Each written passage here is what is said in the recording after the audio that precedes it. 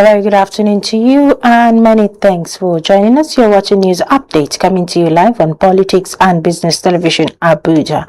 I'm Fatima Abubakar Oibo.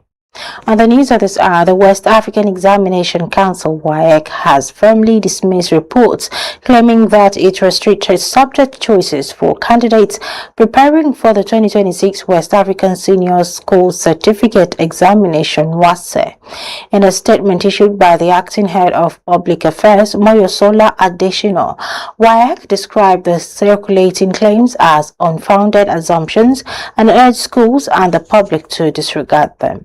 The Council clarified that it does not issue directive on curriculum development or subject combinations, as that responsibility lies with the Federal Ministry of Education and other stakeholders.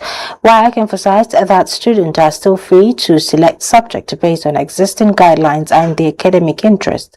The clarification comes amid social media speculation suggesting that schools had received instructions to limit subject based on existing guidelines and their academic interest. The clarification comes amid social media speculation suggesting that schools had received instructions to limit. Media mogul and publisher of Ovation magazine, Dele Momodu, has publicly backed calls for the release of Nnamdi Kanu, leader of the indigenous people of Biafra, IPOB. In a post shared on his X account, Momodu reflected on Kanu's prolonged detention and argued that silencing him would not resolve the deeper issues fueling separatist sentiments in the Southeast. He described the Biafra movement as a response to decades of marginalization and deprivation suffered by the Igbo people. Mamodu's comments come amid renewed protests and appeals from civil society groups, traditional leaders, and political activists demanding Kanu's freedom. He urged critics to listen to Kanu's broadcast. Struggle reflects widespread frustration. As momentum built around the Free Kanu camp, women in rural areas, she encouraged collaboration between government agencies, NGOs, and the private sector to expand outreach and education on cancer prevention.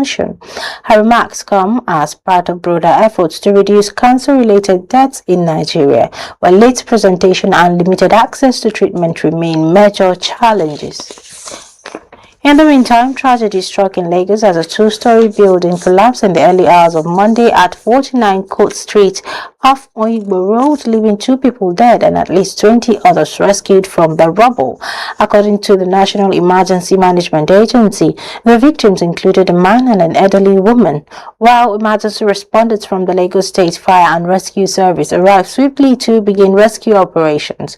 Eyewitnesses reported hearing a loud cracking sound moments before the structure gave way, plunging residents into chaos. Authorities say the building was already marked for demolition due to structural defects, raising concerns about enforcement and oversight. Rescue efforts continued through the night with teams from